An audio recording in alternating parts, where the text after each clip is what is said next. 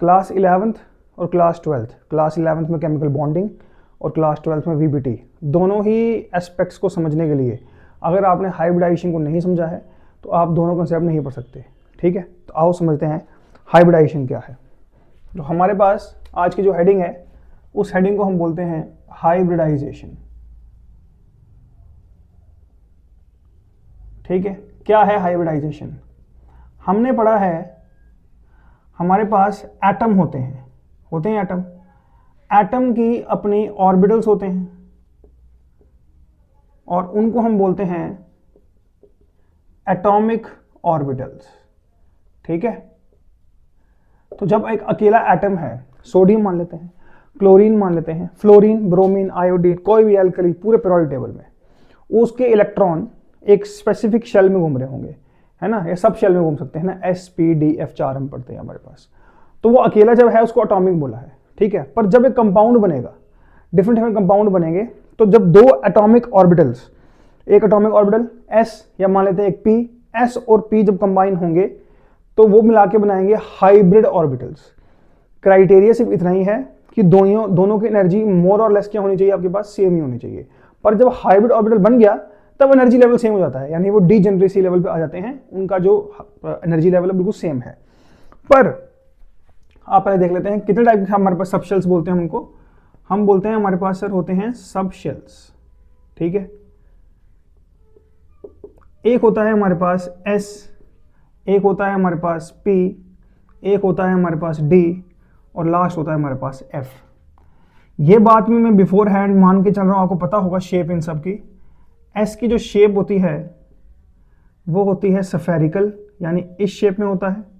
ठीक है, जो P होता है उसकी शेप होती है आपके पास डंबल, यानी वो इस शेप में होता है। जो D होता है उसकी शेप होती है आपके पास डबल डंबल। डबल डंबल कैसे? एक डंबल बनाया फिर दूसरा डंबल लिया। और F की शेप हमको आज तक पता ही नहीं चली है, क्योंकि हमारे पास इस टेक्नोलॉजी पहुंची नहीं है कि आज तक हम F की शेप तक उसको पहुंच पाएं, उस एनर्जी तक पहुंच पाएं। बात करते हैं मैक्सिमम नंबर ऑफ इलेक्ट्रॉन्स की। ठीक है, क्योंकि ये सब कुछ अभी हाइब्रिडाइजेशन में यूज होने वाला है, आपके सामने अभी मैं क्वेश्चन करूंगा solve. Maximum number of electrons हमको पता है, S में कितने होते हैं 2, P में कितने होते हैं 6, D में 10 और F में होते हैं 14। ठीक है, और रिप्रेजेंट करने का तरीका क्या है? S में हम एक बॉक्स बना देते हैं और इस तरह रिप्रेजेंट करते हैं। P में आपको पता है हम 3 बॉक्स बना देते हैं और रिप्रेजेंट करने का तरीका क्या है? ये ऐसे ही D में कितने बना देंगे? 10 कर रहे हैं तो 5 बॉक्सेस, 1 2 3 4 5, तो ये 1 2 3 4 5 6 7 8 9 10, ये रहा आपके सामने। F ऐसे ही आपको 7 बॉक्सेस बना देने हैं, तो बना नहीं रहा हूं मैं, जरूरत नहीं है मुझे बनाने की। ठीक है, पर समझिए कि क्यों किया है आपने। डिफरेंशिएशन कर लेते हैं। S में कोई टाइप नहीं होती है, S का सिर्फ एक S होता है। P की 3 टाइप्स होती हैं, आपको पता है। एक होता है PX, एक होता है PY, एक होता है PZ। जिसको इस बारे में नहीं पता है वो स्ट्रक्चर ऑफ एटम पहले पढ़ ले, फिर इस टॉपिक पे आए, वरना ये टॉपिक बेकार है आपके लिए। D में आपको पता है 5 होती हैं, नाम याद रख लेते हैं उसका हम, है ना। DXY, DYZ, DZX, DX² minus Y² और DZ²। ये 5 होती हैं। ठीक है, तो जो 12th वाले बच्चे देख रहे हैं मेरी वीडियो को, वो इसमें बड़ा ध्यान दें, क्योंकि आपकी जो VBT है वो इसमें बड़ा काम करने वाली है। जो क्रिस्टल फील्ड स्प्लिटिंग थ्योरी है कोऑर्डिनेशन कंपाउंड में, वो इस कंसेप्ट पे ही बेस्ड है आपके पास। तो ये आ गया हमारे पास। ठीक है, ये सब आ गया। अब समझते हैं, अगर एक केमिकल बॉन्ड बना है, ठीक है, कंपाउंड बना है तो केमिकल बॉन्ड भी तो बनेगा। अगर केमिकल बॉन्ड बना है और अगर उसमें एक s ऑर्बिटल और एक p ऑर्बिटल इन्वॉल्व है, तो वो बोलूँगा मेरी हाइब्रिडाइजेशन की तो कौन सी है? sp। अगर मैं बोलूँगा एक s है और 2 p के इन्वॉल्व हैं, तो आप बोलोगे sp2 है सर। अगर एक s का है और 3 p के हैं, तो आप बोलोगे सर हाइब्रिडाइजेशन है sp3। अगर आप बोलोगे एक s का है, 3 p के हैं और 1 d का है, तो आप क्या बोलोगे सर? sp3d। अगर एक s का है, 3 p के हैं और 2 d के हैं, तो आप बोलोगे सर sp3d2। सवाल ये उठता है सर अब 3p के बाद 4p पे क्यों नहीं गए, है ना।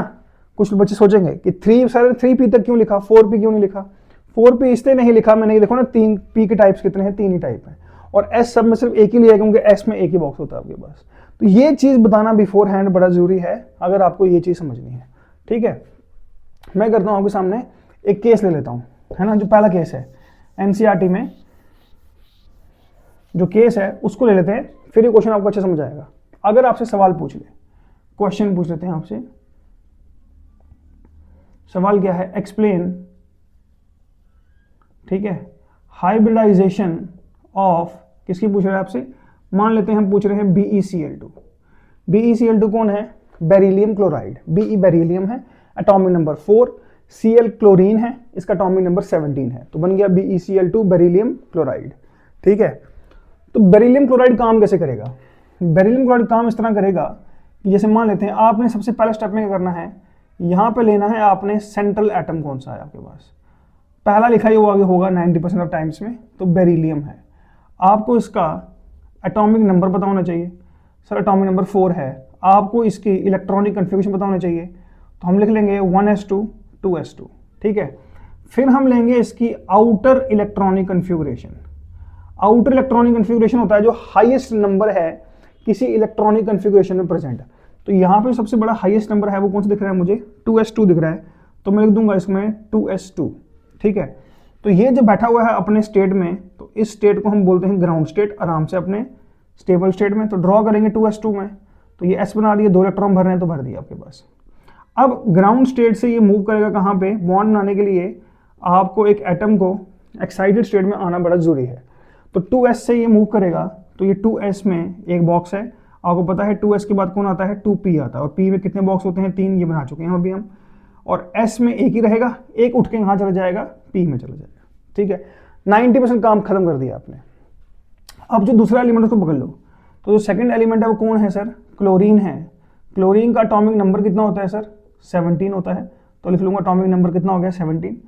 सर इसकी मैं लिखूंगा sir electronic configuration. Electronic configuration के बिना तो कुछ कर नहीं सकते आप, तो इलेक्ट्रॉनिक कन्फिग्रेशन टिप्स पे होनी चाहिए sir, 1s2 2s2 2p6 3s2 3p5, ये भर दिए मैंने, 1s2 2s2 2p6 3s2 3p5। ठीक है, तो 3s2 3p5 आउटर है, सबसे बड़ा नंबर है, आउटर इलेक्ट्रॉनिक कन्फिग्रेशन आ गई 3s2 3p5। अब जरा ड्रॉ कर लेते हैं 3s2 3p5 को, तो 3s में ये डब्बा है और 3p में कितने बॉक्सेस हैं, ठीक है, तो 1 2 3 4 5। क्लियरली मैं देख रहा हूं कि यहां पे इसको एक इलेक्ट्रॉन डेफिशिएंट है। क्या है, एक इलेक्ट्रॉन डेफिशिएंट है। अगर ये एक इलेक्ट्रॉन डेफिशिएंट है, इसको एक इलेक्ट्रॉन कहां से मिलेगा, इसको एक इलेक्ट्रॉन यहां से मिलेगा, तो एक क्लोरीन जो है वो आके चिपक जाएगा कहां पे, इसके साथ, और दूसरा क्लोरीन जो एक डेफिशिएंट वाला है वो कहां चिपक जाएगा, इसके साथ। ठीक है, काम खत्म हो चुका है आपका। अब कौन कौन सी ऑर्बिटल्स इन्वॉल्व हैं, एक s का डब्बा और एक p का डब्बा। तो अगर एक s का और एक p का डब्बा इन्वॉल्व है तो हाइब्रिडाइजेशन क्या हो जाएगी सर, sp हाइब्रिडाइजेशन। आंसर आ गया आपके पास। ठीक है, तो आपसे पूछा था कि हाइब्रिडाइजेशन बताइए किसकी, BeCl2 की, तो हमने बड़े ही आसानी से, बहुत ज्यादा आसानी से हमने निकाल दिया कि इसकी हाइब्रिडाइजेशन क्या है, sp है।